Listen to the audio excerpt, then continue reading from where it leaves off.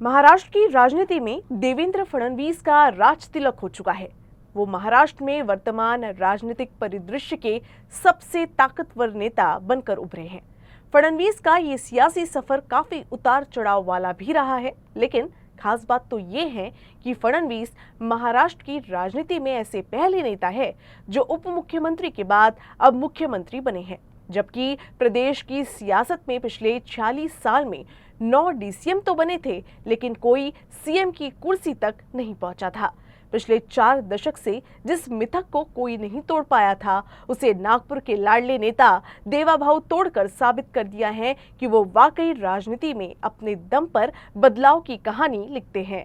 महाराष्ट्र की सियासत में हर बार तस्वीरें बदलती रहती है।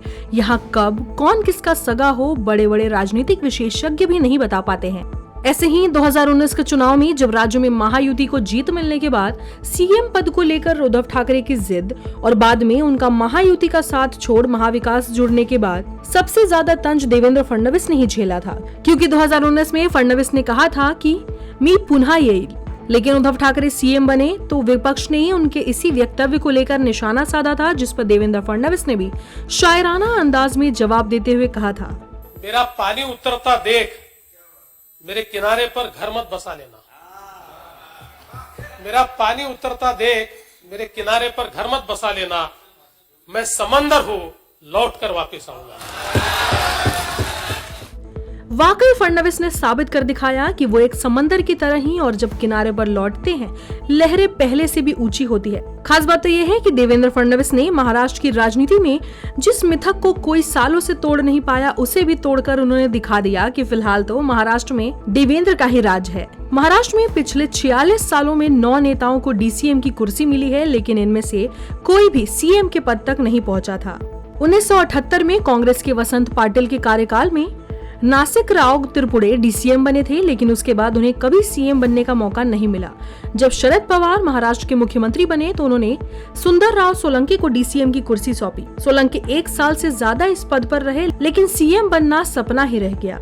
इस लिस्ट में तीसरा नाम रामराव आदिक का है। 1983 में कांग्रेस की सत्ता में रामराव आदिक डीसीएम बने, लेकिन सीएम पद नहीं मिला। 1995 में शिवसेना और भाजपा गठबंधन की सरकार में भाजपा के गोपीनाथ मुंडे डीसीएम बने और 5 साल तक इस पद पर रहे, लेकिन सीएम बनने का अवसर नहीं मिला। 1999 में कांग्रेस और एनसीपी ने मिलकर सरकार बनाई तो ओबीसी के वरिष्ठ नेता छगन भुजबल डीसीएम तो बने, लेकिन अब तक सत्ता की कमान उन्हें नहीं मिली। 2003 में एनसीपी कोटे से विजय सिंह पाटिल को डीसीएम की जिम्मेदारी दी गई। पाटिल 2004 तक डिप्टी सीएम पद पर रहे। ऐसे ही 2004 में आर पाटिल को शरद पवार ने डीसीएम की जिम्मेदारी सौंपी, लेकिन सीएम बनने का उनका सपना भी अधूरा ही रहा।